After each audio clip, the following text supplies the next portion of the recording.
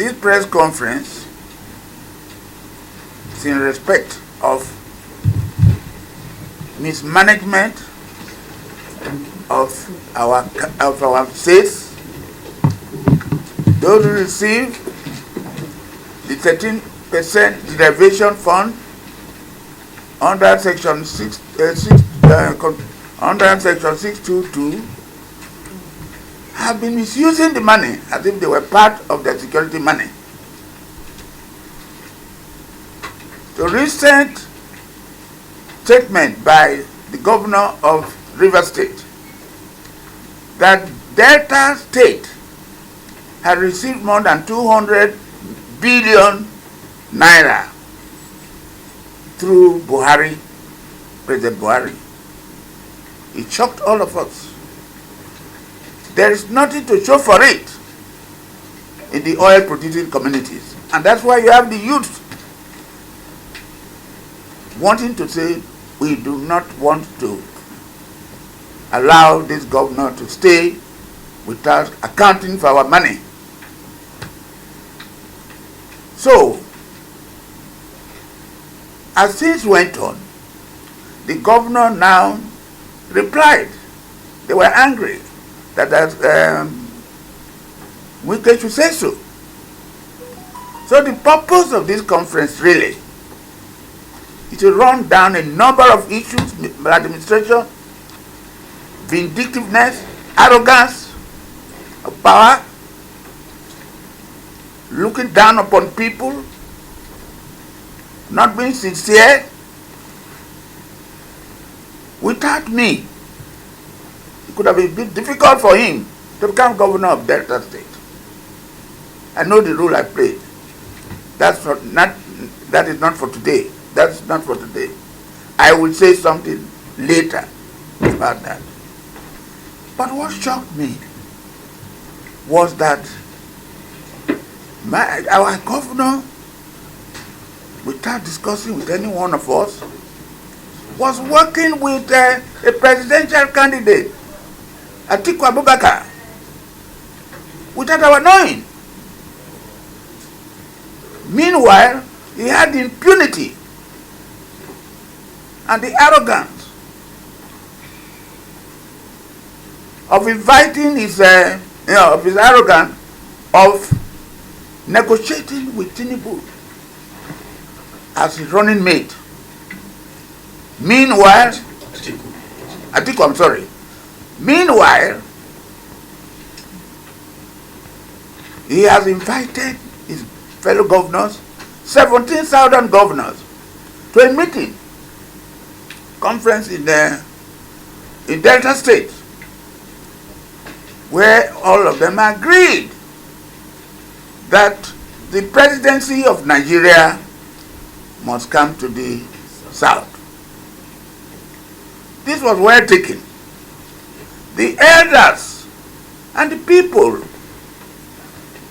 of southern Nigeria said this is the best thing, and the middle belt even, that fair is fair. You cannot hold one post for 8 years and someone taking it up again from the same place, from the same area. Then we are not one country. So we said that no one, serving governor, past governor, and so forth, should accept running mate position. We did not know that my governor, Okowa, was diverting the attention of his friends, colleagues, invited them to Asaba, quoted them, entertained them, set up a secretariat whereby the communique was written under his supervision to be given to innocent governor of Ondo State to read, not knowing that the governor was not sincere. And we saw this from the start. During the primary, Wike was a candidate. Wike was a candidate. Emmanuel was a candidate. Quaibom. Aspirant. These two people were colleagues of the nearest colleagues of our government. Do you know that none of these Delta people voted for other people? These people, they gave all their votes to Atiku. That confirmed the story, the rumor that he was negotiating to become running mate of Okowa. So Atiku. I said, this man has betrayed us. We all agreed. We held a series of meetings, and they are in the papers, that this man has betrayed us. We can no longer trust him.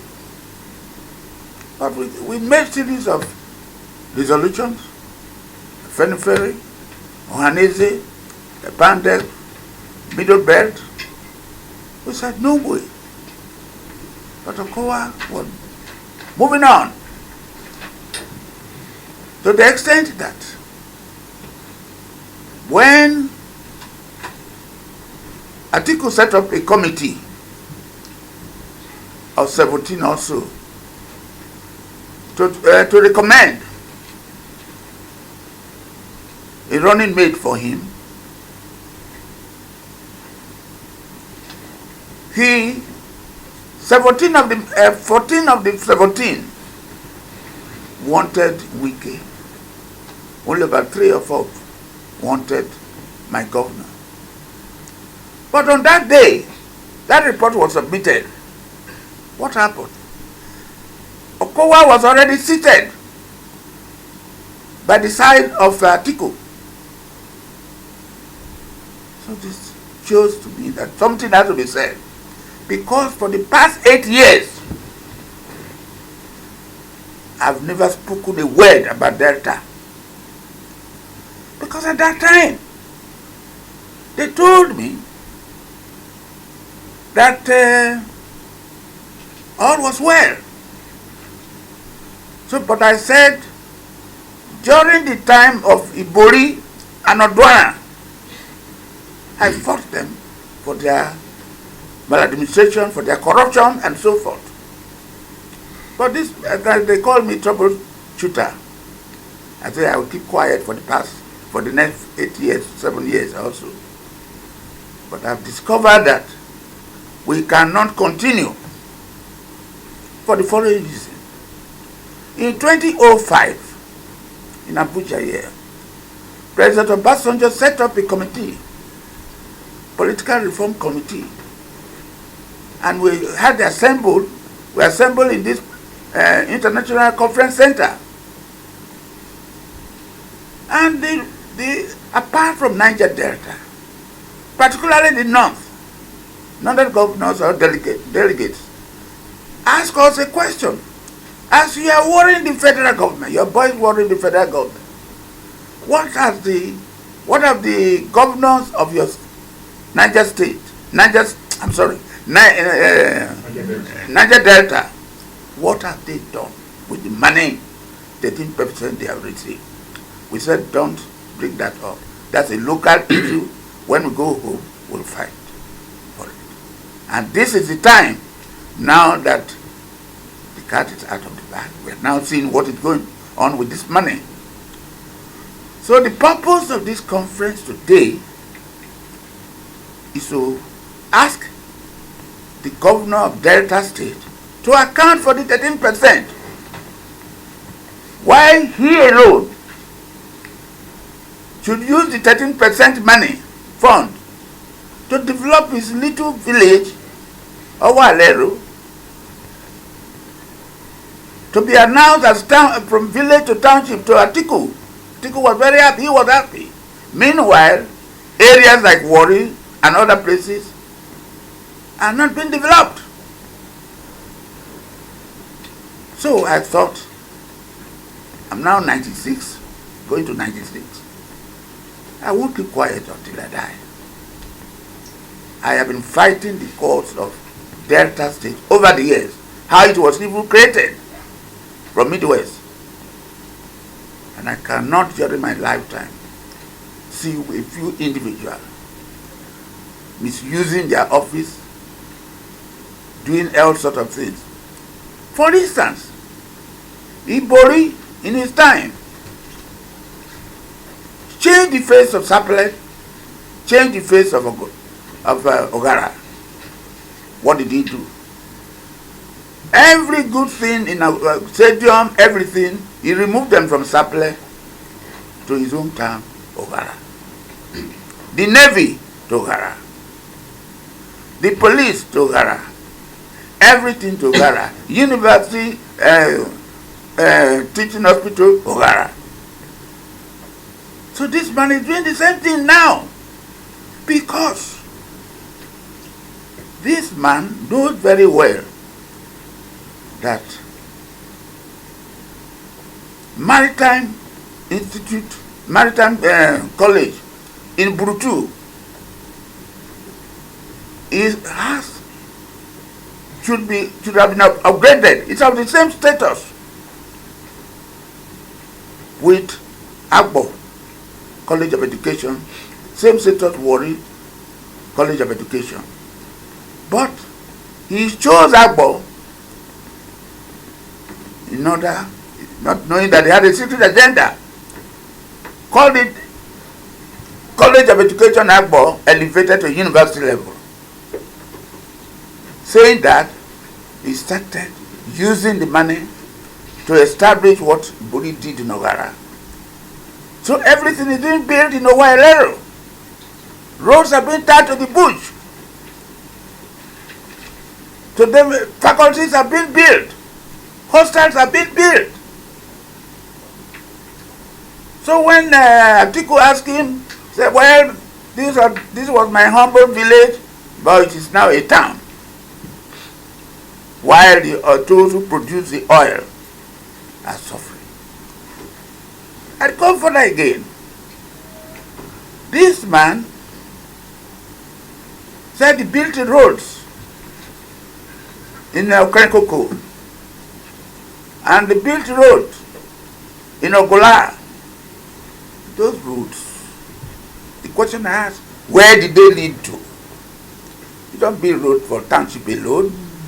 Where did this road, which area filled with water? Nothing. But today, there's a road from Opobo to Port Harcourt, a wider river, a wider sea. Nothing is being done. So, as far as I'm concerned, we have to put a stop to this. Today, there's news also that Okowa is trying to what will I say? Yes, that is the thing. That's what I wanted to say. That he is trying to, it's alleged that he owns a bank. He has interest in the bank. A new bank will be given to you later. Premium something bank. Premium Trust Bank. And he has interest in it.